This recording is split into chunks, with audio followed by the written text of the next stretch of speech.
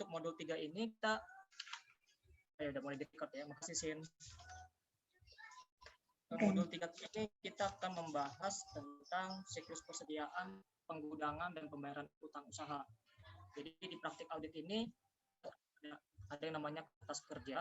Nah, kertas kerjanya ini kita hanya membahas tentang persediaan, penggudangan, dan pembayaran utang usaha.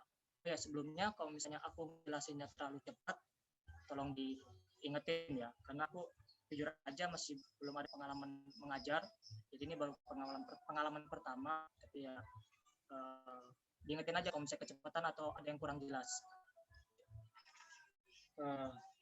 Lanjut. Pertama itu di modul 3 kita kan kalau kita baca di buku 1 yang warna hijau, pasti teman-teman udah pada dapat soft copy atau mungkin udah ada yang beli hard copy-nya bukunya. Kita bisa mulai mengerjakan dari FF1 kertas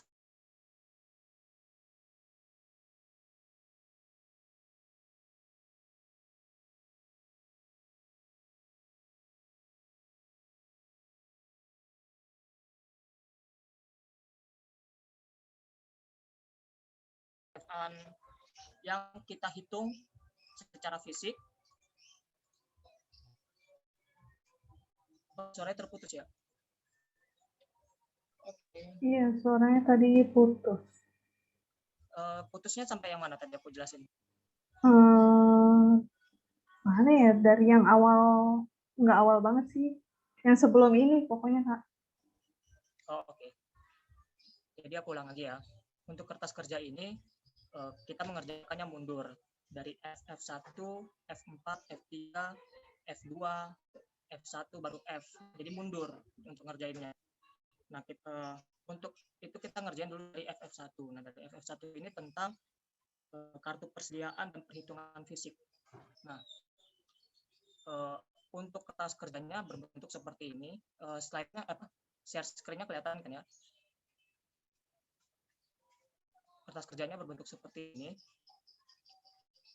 Lalu untuk fisik, kolom fisik sama kolom kartu itu kalian cuma tinggal salin aja dari informasi di halaman 90 gitu. Itu kalian cuma salin doang kok, tinggal salin doang. Monomer berapa, polivinil berapa. Nah, lalu di sini ada kolom perbedaan. Nah, kolom perbedaan ini didapat dari kolom kartu dikurang sama kolom fisik. Begitu. Nah, kalau misalnya dia nggak ada selisihnya ya tulis saja strip atau 0, nggak apa-apa. Nah, tapi misalnya kayak polivinil, dia ada selisihnya kan di sini kan 1650 dikurang 1560 sebesar 90. Begitu juga seterusnya kita kurang-kurang dan ternyata ada nih yang beberapa perbedaan gitu kan. Ingat ya, kartu dikurang fisik. Nah, di sini nanti ada minus 500, ini ada pengaruhnya. Nah, lalu untuk keterangan kalian bisa baca di halaman 91. Di situ ada poin 1 sampai 6. Misalnya nih ya, di poin 1, bahan baku polivinil selisih sebanyak 90 kg. Disebabkan karena bahan baku tersebut dicuri dan sampai dengan akhir tahun belum diadakan penyesuaian terhadap persediaan tersebut.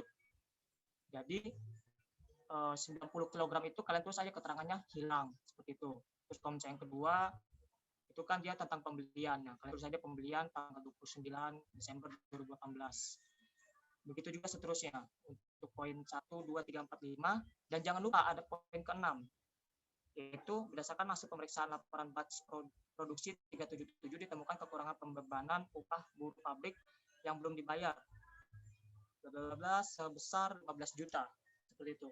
Itu FF1 gampang lah. Kalian cuma tinggal salin aja informasi yang ada di soal, yaitu perhitungan dari kartu persediaan dan perhitungan fisik persediaan, seperti itu. Itu kalian tinggal salin. Setelah kalian salin, hitung perbedaannya. Nah, nanti dari perbedaan itu kalian tinggal baca dari informasi kenapa ada perbedaan itu gitu. Penjelasannya apa sih, kenapa bisa ada perbedaan seperti itu. Nah, kalau misalnya udah seperti ini, masuk langsung ke kertas kerja F4. Nah, F4 ini tentang bahan penolong. Bisa kita lihat di sini nanti drum warna, drum polos, karton box, sama lem. Nah, lalu untuk per klien ini didapat dari apa ini namanya? Neraca saldo yang di halaman 89. Halaman 89 di tabel paling bawah itu ada tulisannya bahan penolong, jumlahnya 45 juta, 24 juta, 68 juta 838, dan 5.600, seperti itu. Nah, karena tadi di FF1 ada perbedaan tadi kan, nih kita balik ya, FF1 itu ada perbedaan di bahan penolong.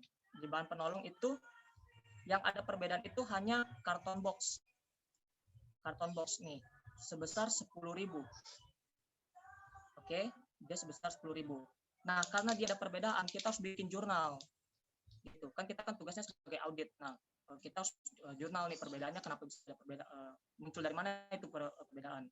Nah, jadi 10.000 itu dikali dengan harga satuannya. Untuk harga satuan karton box itu 1.100. Berarti 1.100 dikali 10.000. Nah, ketemulah 11 juta. Nah, untuk jurnalnya itu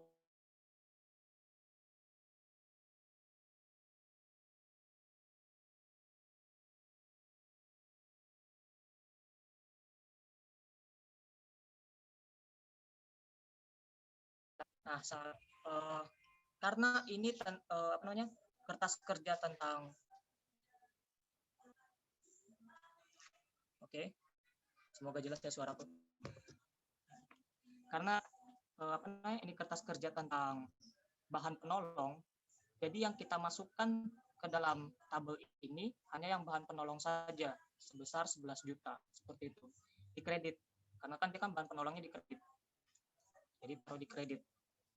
Nah, lalu untuk per auditnya ini ya tinggal per klien ditambah debit dikurang kredit gitu. Misalnya inventory kan saldo normalnya di debit. Jadi karena dia saldonya 45 juta tambah 0 dikurang 0 ya 45 juta. Nah, tapi kalau untuk karton box 68 juta 838 ditambah 0 dikurang 11 juta. Makanya ketemu hasilnya 57.838 seperti itu. Nah, terus jangan kalian lupa tick mark-nya di sini. Itu juga kalau nggak salah, kalau pas aku sih dulu pas ujian itu jadi nilai. Oke. Sampai sini ada yang mau nanya?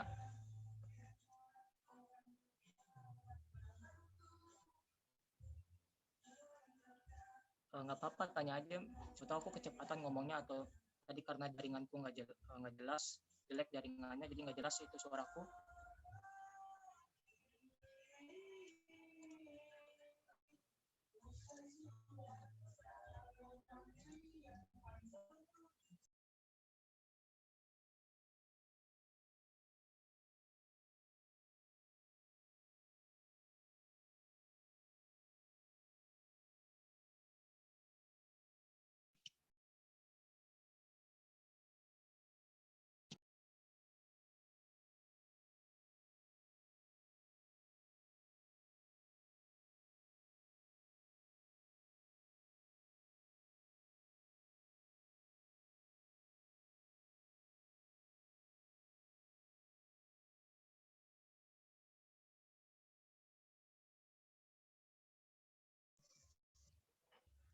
Oke.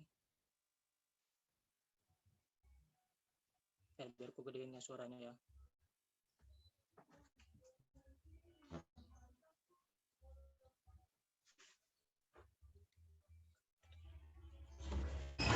Tes. Nah, sekarang udah jelas belum? Udah gede belum? Pak, sekarang jelas, Pak. Ya, udah lebih gede kok suaranya. Oke. Sampai kertas kerja sini ada yang mau nanya dulu nggak?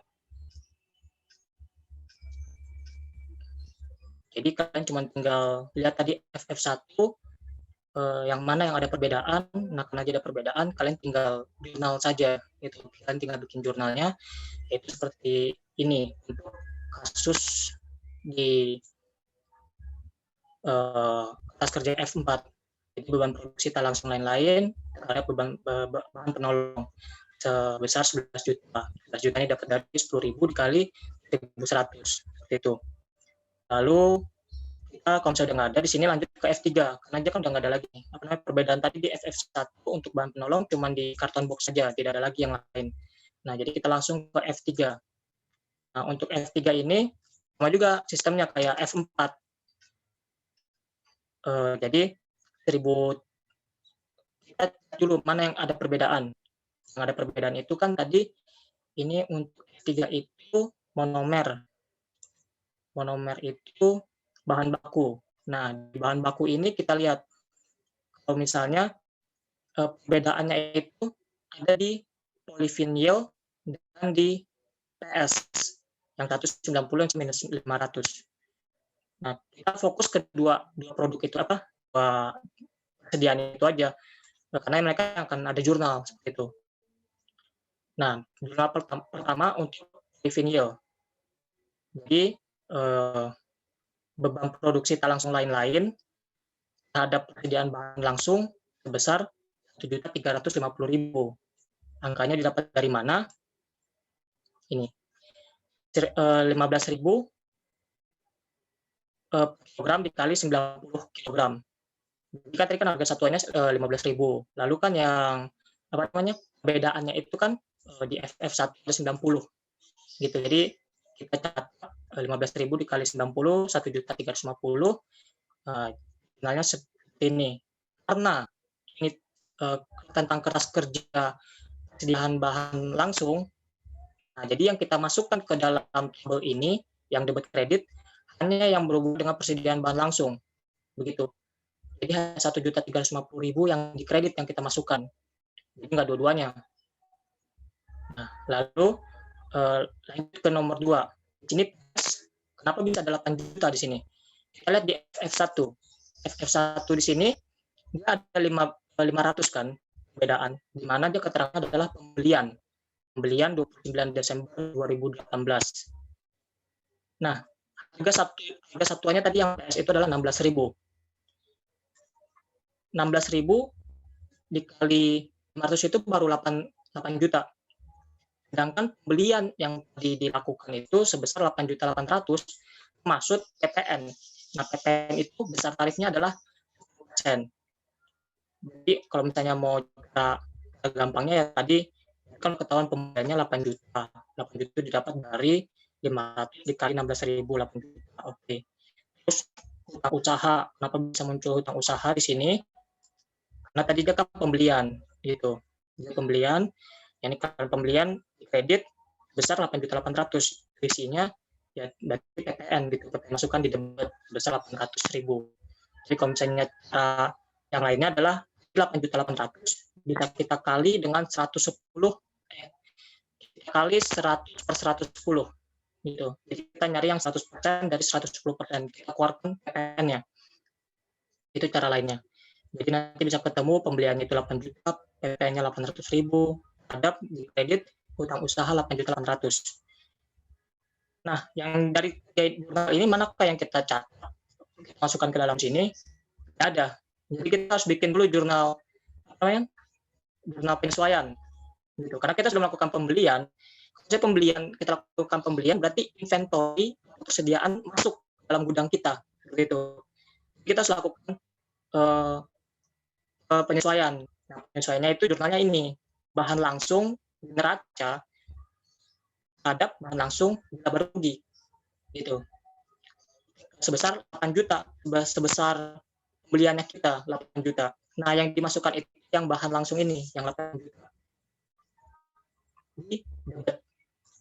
Gitu.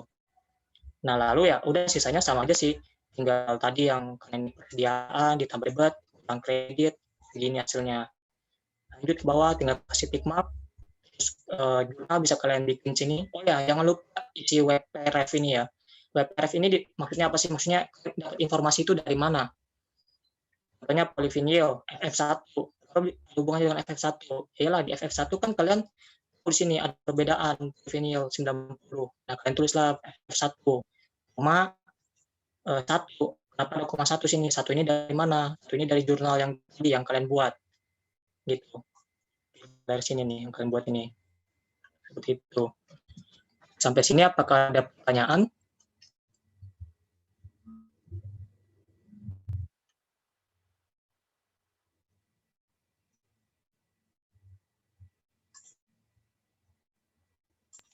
Belum ada, Kak. Oke, nggak ada ya, berarti aku lanjut ya. Setelah langsung dari F3, lanjut aja langsung ke F2. Nah, untuk F2 ini tentang batch production. Jadi kan kalau misalnya di FF1 nggak ada nih batch itu. Sebentar ya, aku ambil buku.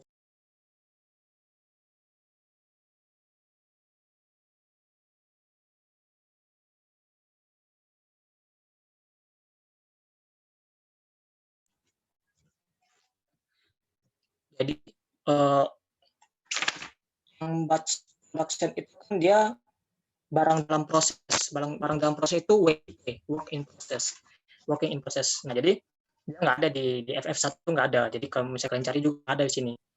Jadi FF2 ini khusus untuk barang production, barang yang diproses. Nah, lalu apa bisa muncul 15 juta di sini? Jadi kan kalau misalnya lihat di halaman 91 yang 6 poin, ini ke 6 ada bilang kayak gini, berdasarkan hasil pemeriksaan laporan batch produksi 377 ditemukan kekurangan pembayaran upah buruh pabrik yang belum dibayar dari tanggal 26 sampai 29 Desember 2018 bla bla bla bla sebesar 15 juta. Nah, apa sih hubungannya work in process sama upah langsung gitu loh. Jadi kalau misalnya WIP itu, kalau misalnya kalian masih ingat pelajaran akuntansi manajemen atau apa ya, aku lupa, itu didapat dari jurnalnya itu dapat dari direct material ditambah direct labor ditambah FOH. Jadi karena direct labornya bertambah, maka WIP-nya juga harus ditambah begitu. Pertama kalian bikin dulu jurnal yang ini, yang upah langsungnya. Upah langsung, yang upah langsung ini, upah langsung hutang yang masih harus dibayar sebesar 15 juta. Iya dong, karena perusahaan ini punya nambah utang 15 juta. Oke, nah upah langsung itu maksudnya bebannya nambah 15 juta. Nah, kalian bikin penyesuaiannya. Gitu. Barang dalam proses 15 juta, nambah dong. Karena tadi kan rumusnya WIP ditambah direct material, ditambah direct labor. Direct labor itu upah langsung. Ditambah FOH. Gitu. Jadi karena direct labor nambah, WIP juga harus nambah. Gitu. Jadi karena barang dalam proses nambah di neraca 15 juta, nah untuk membalance-nya berarti barang dalam proses laba rugi 15 juta dikredit. Dan yang dicatat adalah barang dalam proses neraca debit. Begitu. Jadi, makanya di sini batch-nya bisa muncul 15 juta. Nah, lalu untuk angka ini, yang ini nih, yang dua ini yang aku blok, kan cuma tinggal salin doang kok dari halaman 90 yang tabel barang dalam proses. Cuma tinggal kalian catat aja yang kolom total. Gitu. Doang. Oke, ini biar aku lanjut lagi ya. Di F1. Nah, F1 ini sudah masuk ke bahan baku. Bahan baku bukan, barang jadi. Nah, tadi di barang jadi di FF1 ada tuh, ya kan? Nih, Rukofin ini. Nah, yang ada jurnalnya itu cuma yang SP500 sama yang SP1000. Harusnya. Tapi di SP500 nggak ada jurnal. Gitu. Di sini ada penjelasannya dari Febri halaman 91. Jadi bagian akuntansi mencatat Rukofin SP500 sebanyak 39.500 kg. Itu kan bisa lihat di halaman 90 tabel kedua barang jadi. Sementara kartu persediaan pihak gudang dan fisik stock of name hanya 37.500. Halaman 90 tabel paling bawah. Setelah disediki 2000-nya ada di gudang PT Unicorn dan telah dikonfirmasi klien benar. Jadi perlu di jurnal. Jadi si PT Unicorn ini menyatakan ya benar memang ada gitu loh. Jadi nggak ada yang di jurnal. Nggak ada kesalahan gitu. Lalu ya jadi yang kita cuma untuk bikin jurnal hanya yang SP1000. Yang SP1000. Jadi tadi kan dia perbedaannya itu besar 1000. Lalu untuk harga satuannya 15.910. Jadi kalian tinggal kali aja. 1.000 dikali 15.910 ketemu 15.910.000. Nah, untuk apa namanya? Penjurnalannya adalah sebagai berikut. Beban promosi terhadap barang jadi Rukofin SP1000 sebesar 15.910.000 gitu. Nah, yang kalian masukkan ke dalam tas kerja kalian itu yang barang jadi Rukofin ini, 1000 ini yang kredit. Jadi kalian taruh di kredit. Karena ini kan kertas kerjanya tentang barang jadi, bukan tentang beban, begitu. Nah, F4, F3, F2, F1 sudah selesai, baru bisa kalian lanjut ke F, ke kertas kerja F. Nah, kertas kerja F untuk persediaan barang jadi ini kan keterangannya sudah ada juga kan dari tabel yang ada di buku atau di soft copy yang kalian pegang, di situ ada namanya. Terus kalau WPRF ya karena tadi dapatnya dari F1, F2, F3, F4. Nah, untuk per klien ini nih, kalian tinggal catat aja yang total setiap tabel. Misalnya nih, persediaan barang jadi. Oke, persediaan barang jadi itu totalnya 1778081.000 di halaman 90 di tabel barang jadi. Jadi cuma totalnya aja yang kalian catat gitu. Ini kalian salin ulang. Nah, lalu untuk kreditnya ini, kalian hanya tinggal lihat yang di WPRF kalian gitu. Misalnya barang jadi, barang jadinya kan F1 nih. Nah, F1 kita lihat F1-nya. Oh, di sini F1 ada kredit sebesar 15.910. Nah, kalian cuma tinggal pindahkan atau salin ulang ke kredit gitu. Nanti kalian tinggal hitung lagi. Ini ditambah ini, dikurang ini, ketemu ini gitu. Ini juga ada rumusnya seperti Febri. Nah, sama juga dengan persediaan barang dalam proses. Berarti dia kan F2. Nah, berarti F2-nya itu tadi kalian lihat. Ini ada 15.000 di debat. 15.000 di debat, 15 juta di debat. Nah, kalian tinggal pindahkan aja, kalian salin ulang 15 juta begitu. Sama juga dengan F3 8 juta di debat dan kreditnya ada 1.350. Nah, itu kalian catat dua-duanya. Catat dua-duanya, masukin. Terus ingat, berarti yang 520 ini ditambah debat ini yang 8 juta kurang 1.350 baru ketemu sekian. Terus yang terakhir adalah persediaan bahan penolong, yaitu F4. Nah, F4-nya ini cuma 11 juta doang di kredit. Jadi kalian tulis saja 11 juta di kredit. Nanti tinggal kalian yang kredit, ya, berarti tinggal kalian kurang ketemu 126 seperti itu. Tinggal kalian jumlah secara vertikal, tadi horizontal udah, berarti kalian jumlah secara vertikal, kalian kasih tick marknya, selesai. Baru kalian kita masuk ke kasih kejelasan bagaimana kesimpulan pemeriksaannya. Kalau misalnya ini wajar karena perbedaannya ya cuma 5 juta dari 2 miliar gitu, nggak berasa gitu bagi perusahaan. Maksudnya ya udahlah, wajar lah, kesalahan cuma sekecil itu jadi wajar. Cuma ya tergantung sih setiap kantor akuntan publik wajar itu seberapa. Sikap skeptisme perusahaan itu skeptisme auditor itu kan beda-beda gitu. Jadi ada yang bisa ya mungkin di atas 2 juta udah dianggap wajar gitu. Ya tergantung lah. Itu nanti kita sudah langsung ke dunia kerjanya, ke lapangan kerja. Nah, habis dari F, ini F udah selesai semua nih. F1, F4, F3, F2, F1, sama F udah selesai semua. Nah, itu tentang persediaan. Untuk TOC ini, kalian tinggal centang-centang. Di sini kan ada kayak, dokumen-dokumennya ya, di buku itunya.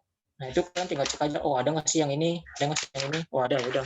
Jadi biasanya sih centang semua ya, karena ini masih latihan, jadi dicentang semua. Nah, kita lanjut ke kertas kerja M1, kertas kerja M. Nah, untuk memulai pengerjaan ini, kita mulai dari MM1.1. Ini. Nah, untuk ini dapatnya informasi dari isian ini dari mana sih? Kalian bisa lihat di halaman 94 yang hasil dari konfirmasi yang dikirimkan tanggal 14 Januari 2016 memberikan jawaban sebagai berikut. Di situ ada header tile-nya, ada nama pemasok, tanggal terima konfirmasi, jawaban konfirmasi, dan keterangan. Nah, kertas kerjanya seperti ini untuk MM1. Nomor, nama pelanggannya kalian tinggal catat ulang yang sudah ada di informasi, PT Andalas, Berkah, Delta, segala macam. Lalu yang kedua, alamatnya jangan lupa dicatat. Kalau alamat nanti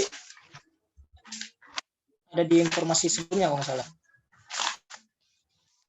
Misalnya nggak ada, nanti kalau misalnya ujian dikosongin aja juga nggak apa-apa. Katanya sih alamat nggak dikasih sih. Nah, untuk jumlah klien kan hanya tinggal salin dari jawaban konfirmasi. Itu kan salin doang.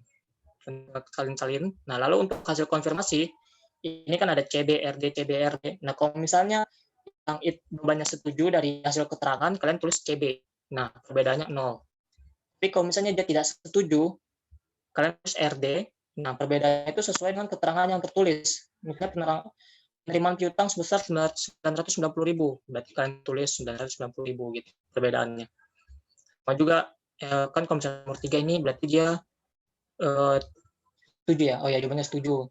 Kalau misalnya dia tidak setuju, itu sebesar 8.800.000. Nah, ini 8.800.000. Ini kalian pasti nggak asing dengan angka 8.800.000 ini. Ini yang tadi yang pembelian gitu. Yang pembelian yang tidak ada PPN, nah itu dia ternyata ada pengaruh di sini. Lalu yang 33 nomor 5 ya, nomor 5 ini juga tidak setuju sebesar 2 juta. Nah, ini jatuh temponya. Terus mana lagi ya? Oh, sisanya udah jawaban setuju ya. Udah sisa jawaban setuju. Ini kalian tinggal apa namanya? Ini enggak kalian harus baca informasinya sih. Ini kan 502. Jadi kurang. Kenapa? Karena dia kan penerimaan piutang. Gitu. Karena penerimaan piutang makanya dia kurang 501 juta. Nah, beda halnya dengan kasus nomor 4 di sini. Dia kan jawabannya tidak setuju karena adanya pembelian bahan baku PS yang belum dicatat gitu. Jadi karena belum dicatat, ya kita harus tambahin gitu. Jadi 30.800. Nah, kalau misalnya nomor yang ini aku lupa sih kenapa dia nggak dikurang atau nggak ada apa ya pengeluaran setelah angkanya di sini aku lupa. Nanti kan bisa tanya ke C Febri untuk jawabannya. Nah, kalau misalnya MM1 ini sudah selesai, kalian bisa masuk ke M1. Di sini. Oke. Nah, tadi kan yang perbedaan yang ada itu di MM1 kan ini, PT Berkat sama PT Delta. Nah, itu nanti yang kalian bikin penjurnalannya gitu. Ini ya, misalnya PT Berkat. Nah, di PT Berkat ini muncul jurnal hutang usaha terhadap Bank CAE sebesar 990.000 gitu.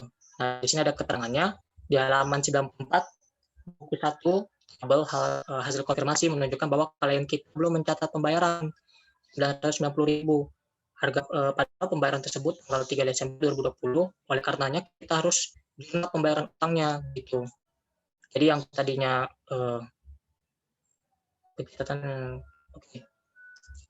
lanjut ke PT Delta. Jadi kan di MM1 juga cuman Berkat sama Delta yang ada perbedaan dan juga yang pengeluaran tanggal neraca laporan. Nah, jadi muncul juga jurnal. Pertama ini pembelian. Nah, ini yang tadi nih. Ini yang tadi. Yang tadi ada pembelian PPN masukan dan hutang dagang.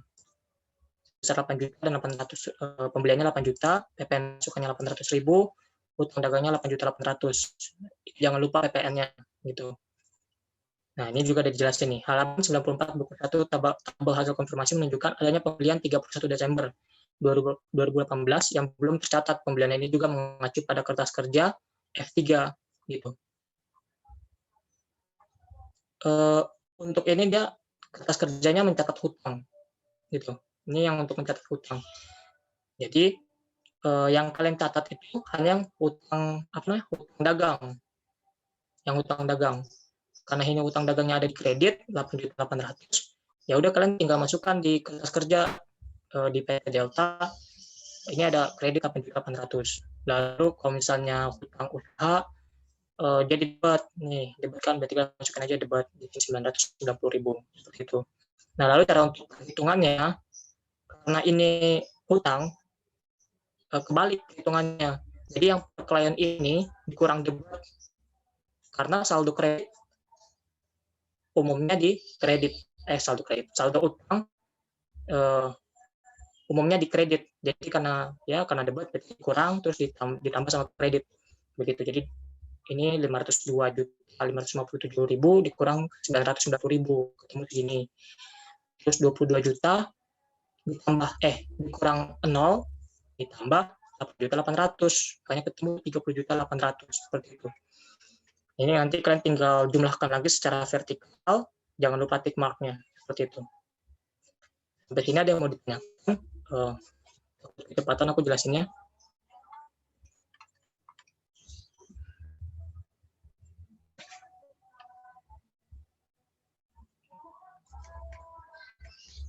Oke, sepertinya tidak ada ya.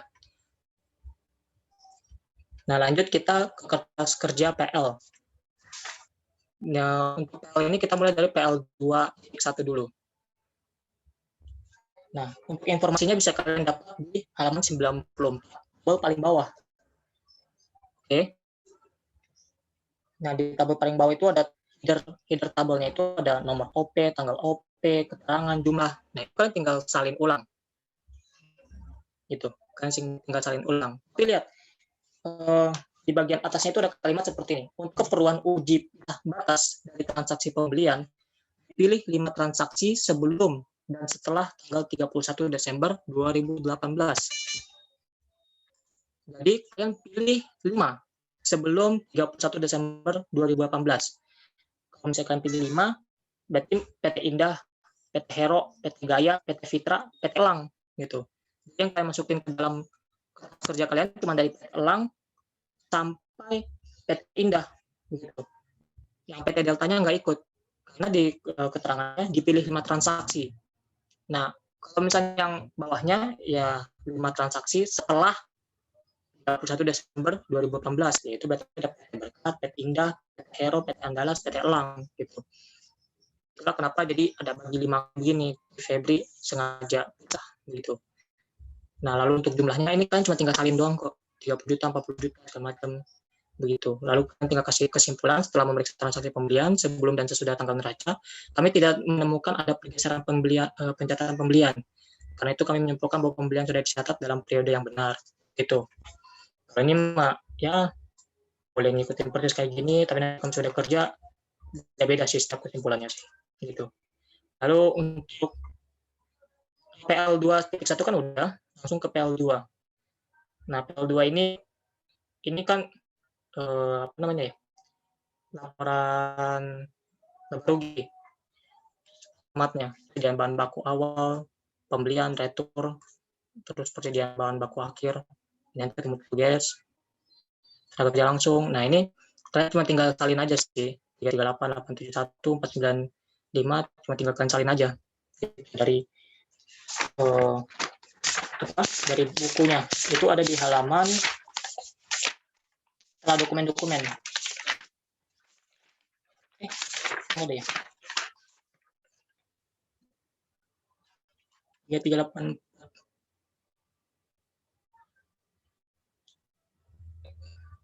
Oh, enggak, ini di halaman ini depan.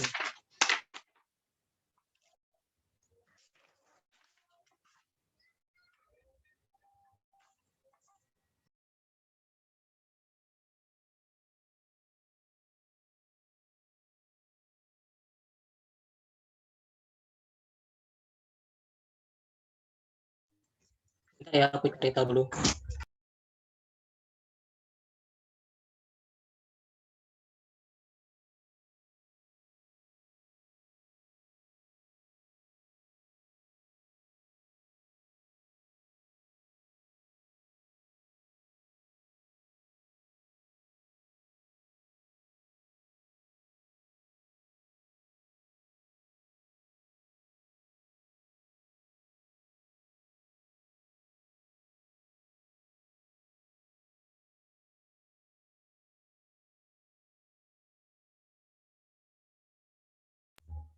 Bentar ya, aku lupa ini.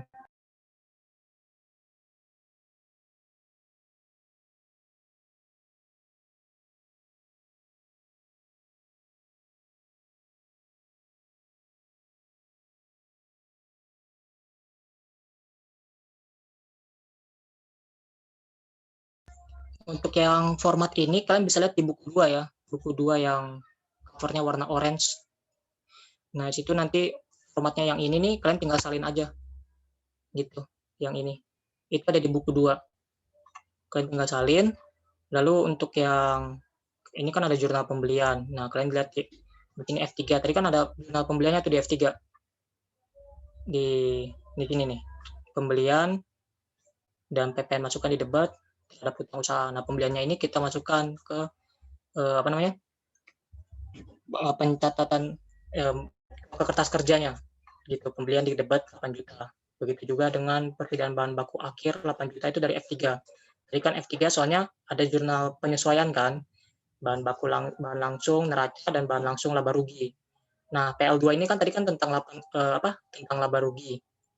Jadi bahan langsung laba rugi yang ada di kredit 8 juta kita taruh di PL2 yang ini, kredit 8 juta seperti itu. Nah, ini tinggal kalian tambah secara vertikal dan horizontal. Ini kan persediaan, jadi karena aja pembelian, ini kalian tinggal tambah. Ini ditambah debat, dikurang kredit. Ketemu segini. Nah, lanjut ke tenaga kerja langsung. Nah, tenaga kerja langsung ini tadi kan ada yang kita jurnal upah langsung kan. Nah, upah langsungnya kan tadi kan ada tuh di F2. Nah, kita lihat di F2, kita ingat lagi, ini ada upah langsung terhadap hutang yang masih harus dibayar 15 juta. Nah, upah langsung ini yang harus kita masukkan ke PL2 gitu, ke kertas kerja PL2 yang debat 15 juta. Jadi kita masukkan di PL2 terus 15 juta di debat. Nanti kan tinggal tambah lagi. Ini tinggal ditambah ketemu sekian. Nah, ini kan sesuai format. Nah, 12.350 ini dapat dari mana sih? Nah, ini beban lain-lain. Tadi kita penjurnalan juga ada tentang di jurnalnya ada beban-beban gitu kan. Nah, kita mulai dari F4 dulu. Nah, beban yang dimaksud itu yang mana sih? Ini, beban produksi tak langsung, lain-lain, sebesar 11 juta. Oke, kita simpan dulu angka 11 juta itu. Lalu ke F3. Di F3 ini ada lagi beban, yaitu ini, beban produksi tak langsung, lain-lain, sebesar 1.350. Jadi 11 juta ditambah 1.350, nah itu ketemu 12.350. Ini, di debat, karena beban saldo normalnya di debat. Gitu. Nah, nanti kalian tinggal jumlah, ketemu sini 12. Ini jumlahnya sini ya. Ini yang kalian jumlah, ketemu 12.350. Lalu untuk 35.350 ini jumlah dari 8 juta ditambah 15 juta ditambah 12.350 begitu. Ketemu 35.350.000. Ini juga sama juga 8 juta, tapi karena jadi sini kosong ya langsung aja 8 juta begitu. Lanjut di barang dalam proses akhir. Apa bisa muncul ini? Ingat lagi ada jurnal tadi di F2 gitu. Di F2 jurnal nih barang dalam proses laba rugi 15 juta. Nah, ini karena di kredit, kalian catat di kredit begitu. Pindahkan lagi ke kredit. Karena tadi sini 8 juta tambah 15 juta ya 23 juta begitu. Ini kan nggak ada, jadi ya sama. Terus ini juga tidak ada perubahan, jadi sama. Seperti itu. Ini untuk materi modul 3. Jadi cuma tentang persediaan, pergudangan, sama hutang usaha. Kira-kira ada yang mau nanya dulu seputar modul 3?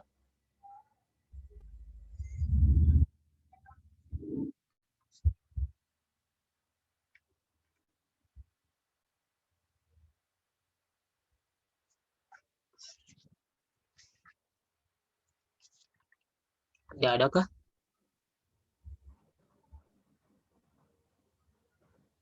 Lanjut aja, Kak. Oke. Paling aku ini dulu ya, absen dulu lah. Aku tetap share dulu ya.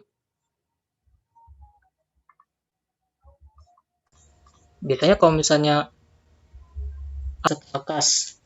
Nah, untuk kas dan setara kas ini kalian bakal ketemu lagi sama rekonsiliasi bank. Kalian bisa lihat di halaman untuk buku 1 ya. Buku 1 itu di halaman 126 sampai 130.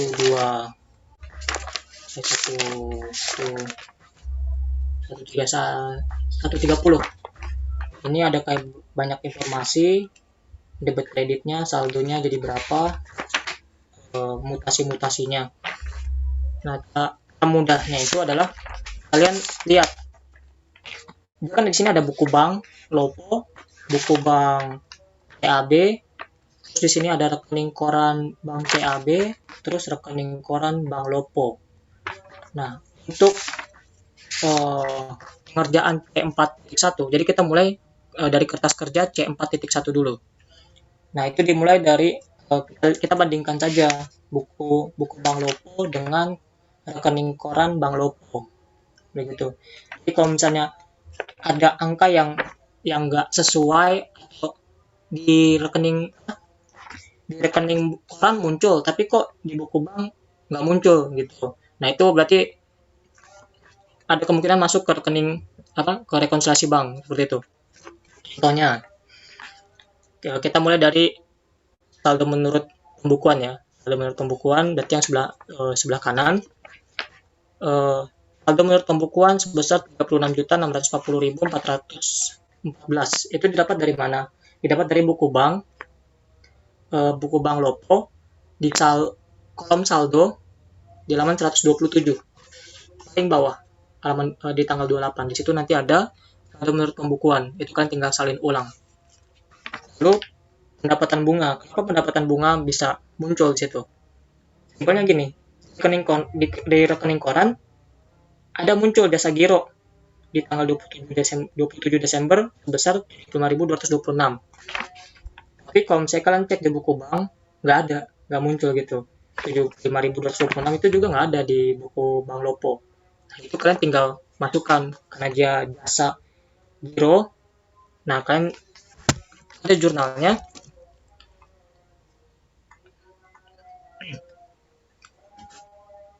Nih, yang ini. Bank Lopo debat terhadap pendapatan bunga 75.226, begitu. Simpelnya gitu aja. Jadi apa yang nggak muncul di salah satu rekening atau buku, kalian pasti bakal masukin ke rekonsiliasi bank. Nah, tentunya cek kosong 3.350.000, rekening koran di tanggal 28 Desember. Rekening koran tanggal 28 Desember 3.350.000. Oke. Dia ada 3.350.000. Tapi di tanggal 28 yang di buku bank nggak ada 3.350.000, itu nggak ada gitu di tanggal 28. Jadi makanya dicatat, oh berarti dia cek kosong gitu, nggak ada. Nah, terus langsung ke biaya cek giro 18.000. Kalau bisa muncul 18.000 di biaya cek giro tanggal 24 Desember, ada tuh 18.000 di kredit. Nah, dia nggak muncul di buku bank Lopo gitu. Jadi kalian tinggal catat lagi. Lanjut ke biaya administrasi sebesar 5.000. Nah, di buku bank Lopo juga nggak ada, hanya ada di rekening koran. Itu kalian catat. Nanti kalian tinggal jumlahkan yang tadi 36 juta ini ditambah 75, ketemu ini yang 75 tambah 75-nya karena nggak ada ya tinggal 75, terus yang 3.350.000 tambah 18 tambah 5.000 ketemu 3.375.000, 3.373.000. Itu nanti tinggal kalian jumlah 36 juta ini ditambah 75 dikurang 3.300 ini ketemu 3.342.640.000. Nah, langsung ke sisi yang sebelahnya, yaitu yang menurut rekening koran. Sama juga. Nah, untuk yang rekening koran, di sini ada BBM 08 bank salah mencatat. Kesalahan pencatatan 33.750. Ketahuan dari mana sih? Gitu. BBM 08.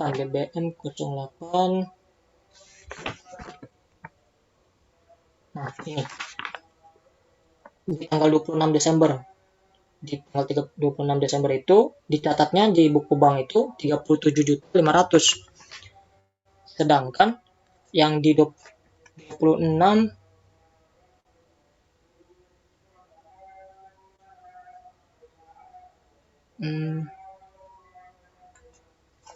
itu cuma dicatat berapa ya?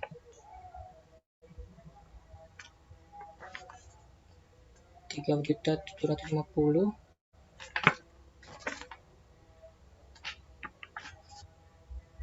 Nah ya, cuma dicatat 3.750. Nah, ini tinggal kalian kurang 37 juta 37.500 coba kurang sama yang di setoran clearingnya itu 3.750.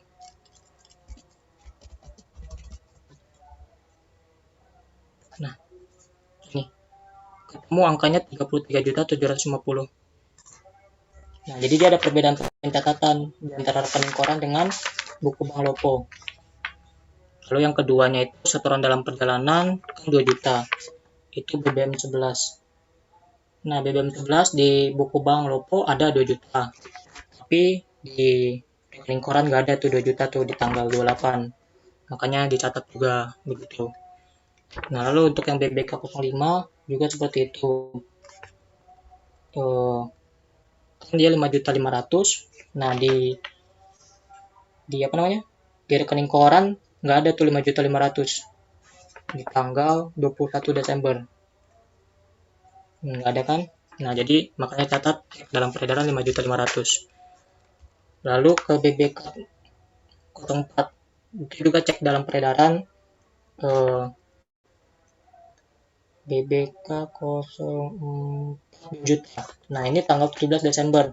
Di rekening koran di tanggal 17 Desember nggak ada. Nah, cara ngelihatnya itu, misalnya di buku bank kredit, nah yang kalian lihat itu di rekening korannya itu yang debit. Jadi berkebalikan. Jadi kalau misalnya debit di buku bank Lopo, kalian ceknya di kredit rekening koran. Gitu. Nah, ini nggak ada kan tadi yang BBK 04 yang 2 juta itu, nah makanya dimasukkan juga cek dalam peredaran sebesar 2 juta. Lalu untuk adjustment-nya, penyesuaiannya yang dicatat itu hanya yang sisi sebelah sini, pembukuan. Jadi yang cuman 75 ini, 3350, 18.000 sama 5.000. Nah, jurnalnya seperti ini. Ini Bank Lopo terhadap pendapatan bunga.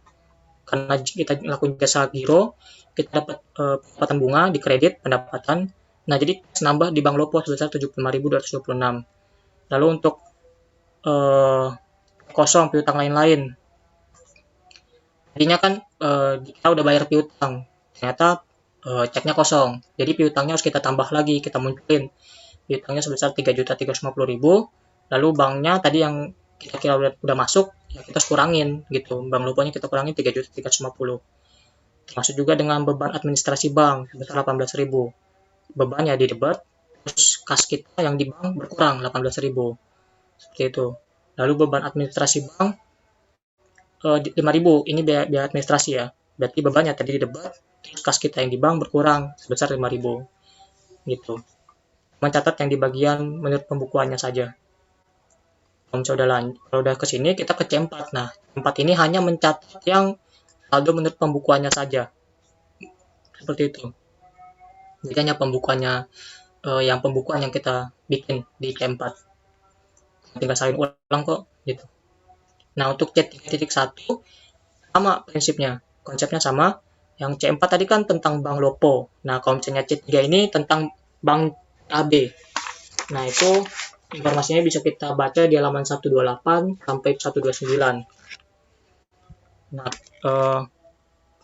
kita mulai dari yang pembukuan, sama juga kita lihat yang di buku Bank CAB, di saldo paling bawah di tanggal 28, ada 5849910. Nah, untuk KU PT Lestari, setoran di sini ada catatan setoran PT Lestari tanggal 14 Desember. Tanggal 14 Desember 10.600.000. Kenapa dia dicatat? Karena yang di buku Bank CAB dia nggak ada tuh 10.600.000 di tanggal 14 Desember. Makanya dimasukkan gitu. Nah, lalu pendapatan bunga ditambah. Kenapa bisa muncul pendapatan bunga? Tadi sama tuh berarti jasa giro di tanggal 28 Desember. Di halaman 129 ketemu angka 156.500. Nah, itu kalian masuk ke bagian ditambah gitu, di bagian pembukuan. Lalu dikurang dengan kesalahan pencatatan PT Berkat. Kenapa bisa kesalahan pencatatan? Di tanggal 3 Desember. Oke, kita lihat tanggal 3 Desember. Di sini pembayaran utang PT Berkat di buku bank dicatatnya 100.110.000. Sedangkan di rekening koran di 3 Desember itu tarikan clearingnya yang di debit dicatatnya 101.100.000. Ada selisih. Nah, selisihnya itu kita kurang, nah ketemu 990.000 begitu.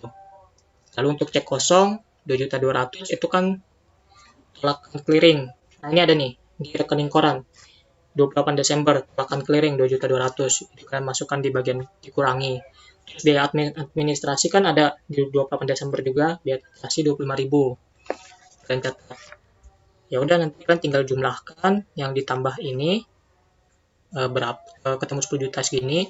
Terus yang 990 ini ditambah semua ketemu sekian 3 jutaan. Nah, baru 5 juta tambah 10 juta dikurang 3 juta ketemu 13 juta. Gitu.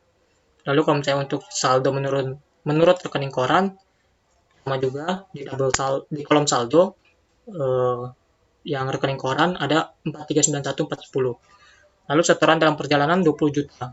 Setoran BBM nomor 009. BBM 009 20 juta. Oke, 28 Desember. Nah, di 28 Desember ini nggak ada nih 20 juta ini kan 20 jutanya kan di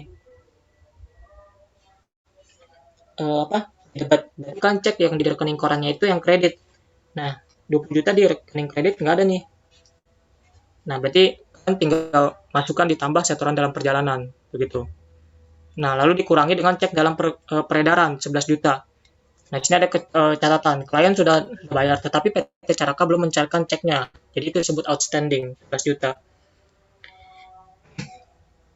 PT Caraka 11 juta. Nah, ini di tanggal 26 Desember di buku Bank CAB 11 juta. Ini 11 juta di kredit. Nah, kita cek di rekening korannya 11 juta di debit nggak ada. Nah, berarti makanya kita cek dalam peredaran 11 juta gitu. Dia masih outstanding. Ya udah tinggal sama 4 juta ini tadi tambah 20 juta kurang 11 juta ketemu sekian. Jadi hasilnya balance. Lalu untuk jurnalan hanya bikin jurnal yang ini saja bagian pembukuan menurut pembukuan.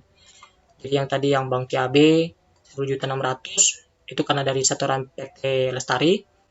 Berarti uang di kas kita yang di bank bertambah, sedangkan piutang si siapa? PT Lestari berkurang gitu. Kita kurangin 10.600.000. Lalu juga pendapatan bunga tadi kan jasa giro kita bertambah, pendapatan bunga di kredit pendapatan soalnya. Catat 156.500. Lalu utang usaha. Utang usaha tadi yang keterangan pencatatan, iya, keterangan pencatatan.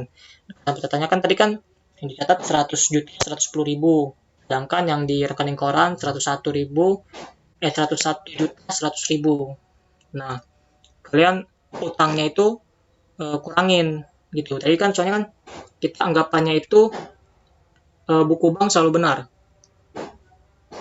Nah, jadi rekening koran kita terlalu besar. 101 juta kan terlalu besar. Nah, kita harus kurangkan utangnya itu. Nah, kita kurangkan 990.000. Jadi kalau di debit utangnya kita kurangin, kan utang kalau bisa dikurang di debit. Nah, di banknya itu tadi karena utang ya benar. Nah, karena kita bayar apa namanya utangnya ya berarti kas kita yang di bank juga berkurang 990.000. Lalu untuk piutang lain-lain 2.200.000 yaitu cek kosongnya tadi sama juga piutang lain-lain terhadap Bank CAB 2.200.000. Beban administrasi sama juga sih konsepnya kayak yang C4.1 tadi terhadap Bank CAB 25.000. Nah, di C3 yang dicatat itu salin ulang cuma ini doang. Isi saldo menurut pembukuan tinggal salin ulang ke C3. Begitu. Kalian salin ulang, selesai. Lanjut ke C2. Nah, untuk C2, kenapa bisa muncul angka 2 juta ini? Kalian bisa cek di buku 1 halaman 15. Nah, di halaman 15 itu, ini kan kas kecil. Nah, kas kecil ini dilihat di tahun 2018 sebesar 2 juta. Nah, itu yang kalian catat, 2 juta itu. Nah, dia jumlah kreditnya nggak ada, 0. Terus sisa buku kas ada itu juga, maksudnya ya tinggal jumlahkan atau dikurangkan. Jadi ketemu 2 juta. Ini sama juga di pemasukan yang belum dibukukan, pengeluaran yang belum dibukukan, ditambah atau dikurang, ya juga 2 juta begitu. Nah, kalau misalnya untuk yang uang dalam kas yang ini, yang kali-kali ini kan bisa dapat informasinya di halaman 124. Itu cuma tinggal kalian salin ulang aja. Jadi yang 12 lembar dikali 50.000 berapa, 18 lembar dikali 20.000 berapa hasilnya. Nanti kalian jumlahkan semua, ketemu kan 1.515 ini, yang ini. Terus nanti baru tinggal yang uang logamnya juga kalian tambah 15 juta, berarti ketemu 1.530. Oke. Nah, jangan lupa nih ada informasi tambahan. Di poin ketiga, petty cash voucher karena kas kecil belum diisi kembali atau unreimbursement. Nah, itu kalian jumlah semua tuh. 30.000 ditambah 20.000 ditambah 50.000 ditambah 30.000 ditambah 20.000. Terus di poin keempat ada materai sebanyak 20 lembar. Tiap lembarnya itu 6.000, berarti 20.000 dikali 6.000. Nah, yang tadi itu yang jumlah 30.000 tambah 20.000 tambah 50.000 tambah 30.000 tambah 20.000 tambah 120.000, ketemulah 270.000 ini. Gitu. Nah, ini cara perhitungannya. Nah, karena nah 270.000 ini. Nah, tinggal kalian jumlah aja 1.530 tambah 270 ketemu 1.800 gitu. Nah, 1.800. Sedangkan tadi saldo awalnya itu 2 juta. Saldo yang di catatnya 2 juta. Di audit cuma 1,8. Jadi ada selisih kurang 200.000. Nah, karena ada selisih 200.000, nah ini kasir sih jadinya yang menanggung 200.000 ini begitu. Nih, sini ada catatan akan menjadi tanggung jawab kasir. Jadi ya nggak ada jurnal apa-apa begitu untuk kasus ini. Seperti itu. Lanjut ke T1. Ini berita acara. Nah, ini untuk kas besarnya. Nah, kas besar sama juga ini 3 juta. Kenapa ada 3 juta? Nah, itu kalian bisa lihat di halaman 15 tadi. Halaman 15 di tabel buku 1.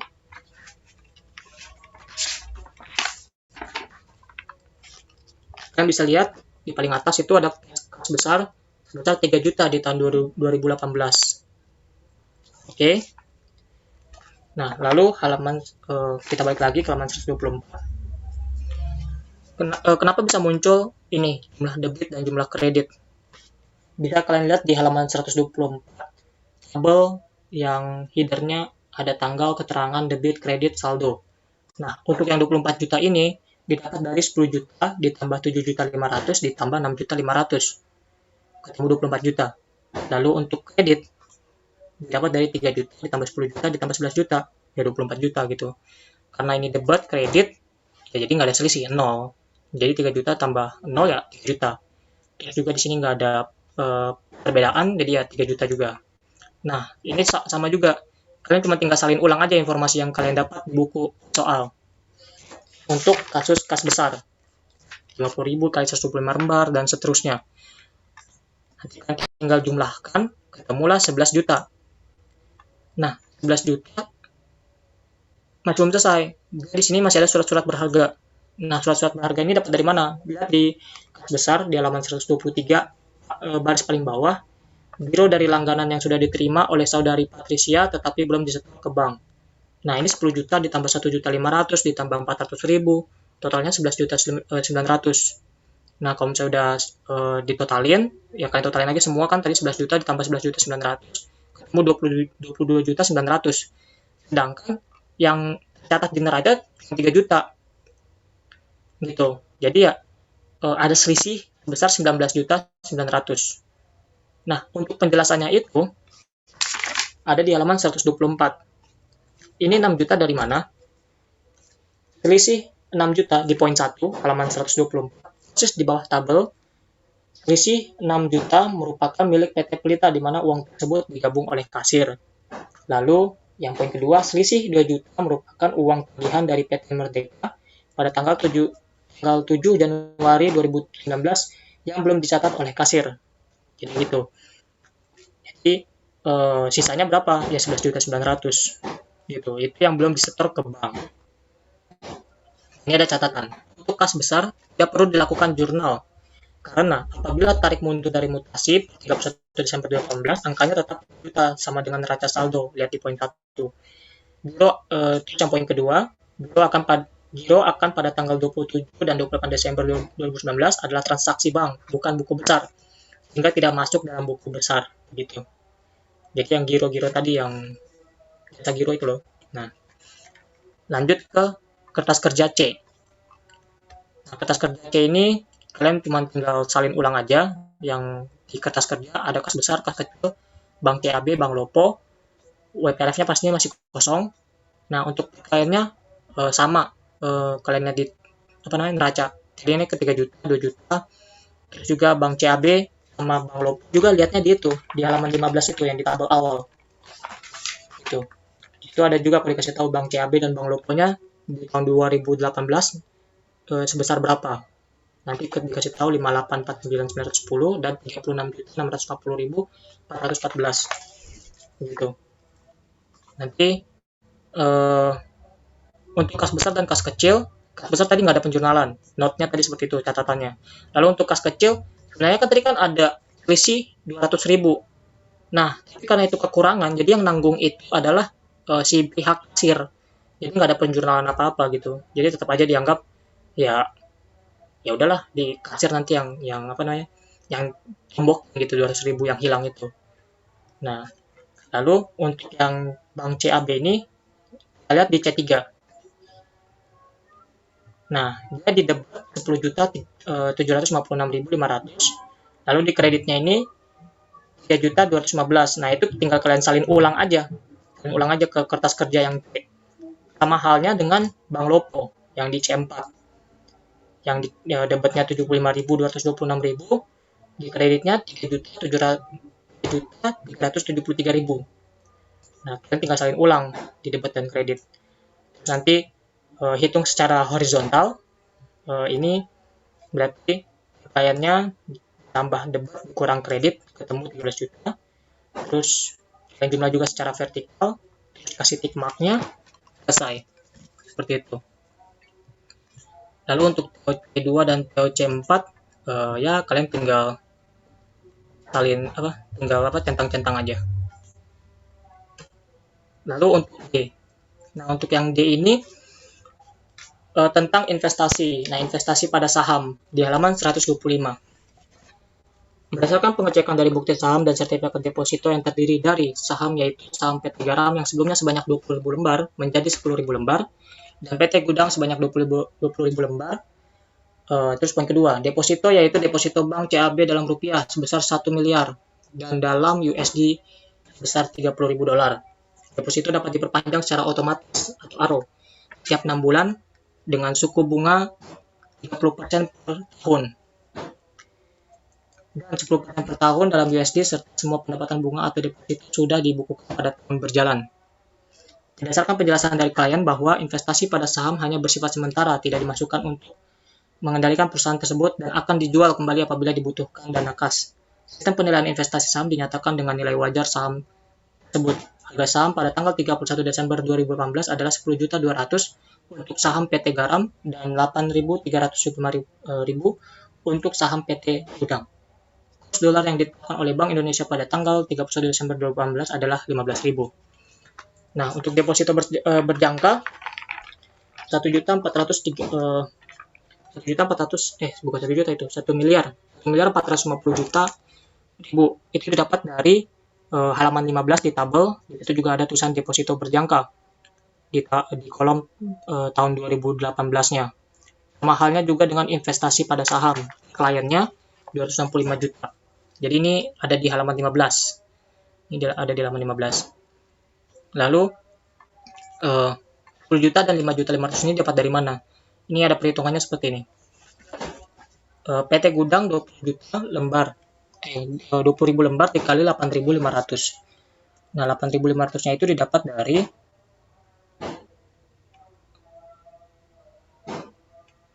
di halaman 123.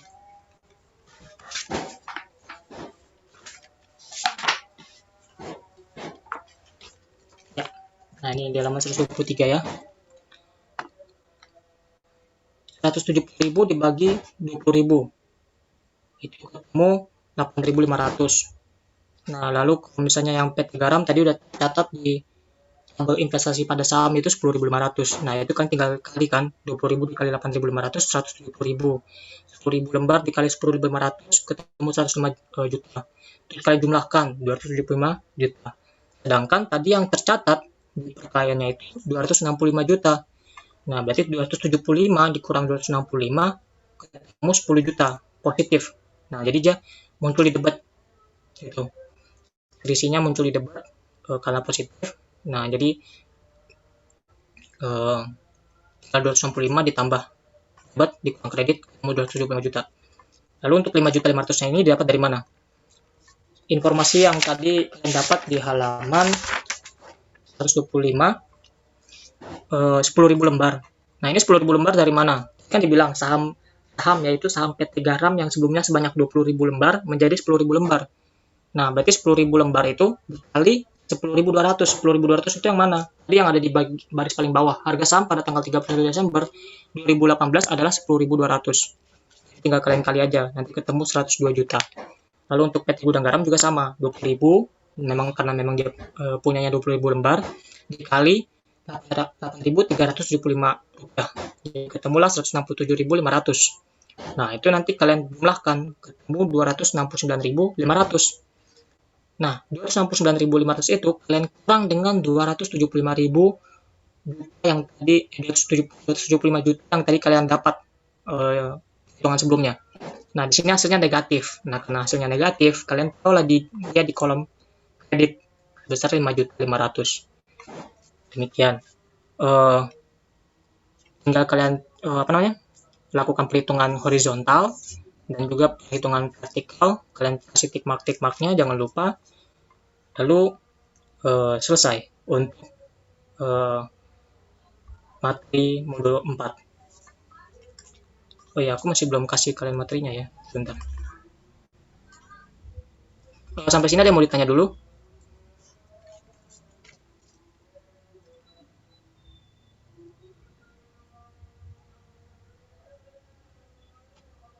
Halo? Atau sudah jelas?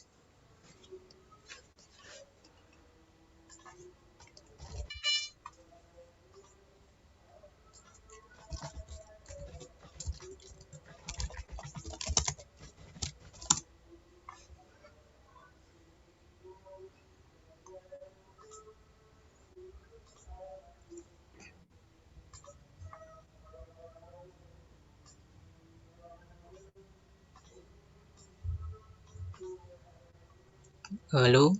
Apakah ada yang ingin bertanya? Atau sudah jelas? Ini aku bagikan dulu ya modul 4-nya di chat Zoom. Oke. Dah, Kak.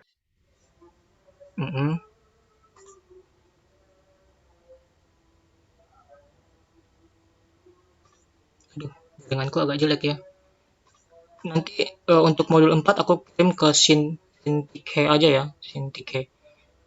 Nanti biar Sintike bagi ke grup kelasnya. Oke, Kak. Oke. Sampai sini ada yang mau, ya mungkin ada yang mau nanya-nanya. Kalau misalnya nggak ada ya, saya sih untuk modul 3 dan modul 4. Kalau misalnya ada yang mau nanya by chat juga nggak apa-apa. Kalau ada yang bingung juga nggak apa-apa, tanya aja. Kalau misalnya ada yang aku bilang bisa tanya ke Ci Febri, tanya aja ke Ci Febri gitu. Tadi ada beberapa yang aku lupa itu angkanya dari mana aja.